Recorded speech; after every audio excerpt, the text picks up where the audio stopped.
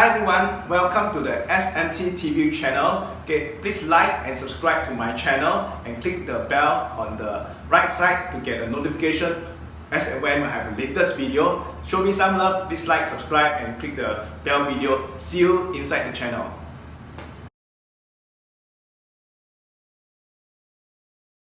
Okay, so another question we want to answer is how do we manage our risk? When we are trading, how do we manage our risk?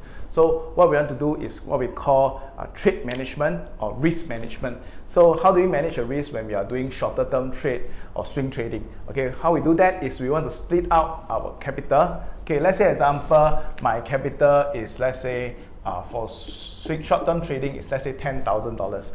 I will allocate about, according to time frame, from 2 to about 5% of this capital. Okay, if you are trading a longer term, okay, you are trading weekly, things like that, you can allocate maybe 5%. If you are trading shorter term, it can be 2%. Okay, like 5 days, you may allocate only 2% of risk.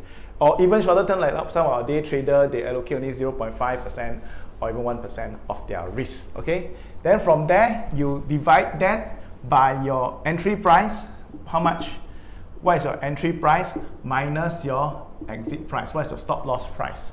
Okay, so from here you can calculate what is your trade amount, what is your trade size for that particular trade. So give you an example, let's say example I have $10,000 and I want to risk say 2% of my capital and my entry price is, let's say, $1 minus my stop loss price, let's say, is 90 cents.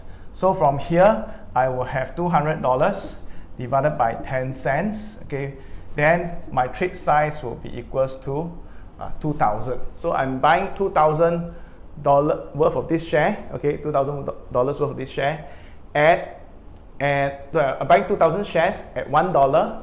Okay, and if this shares drop to 90 cents, I will have lost 10 cents over here, and that will equal to 2% of my capital. Okay, so you afford to lose 50 times consecutively, right, before you're out of the game. Okay, so that's what we call risk management. So again, conclusion, don't risk more than 5% of your capital when you're doing short-term trading. Okay, and at the same time manage your risk. So the key here is if you have a strategy that has a positive expectancy, it means you are correct more times than wrong, and they have a positive risk-reward ratio, then over time, when you do this over and over again, you'll be profitable. Okay, so that's the reason why you need to do risk management.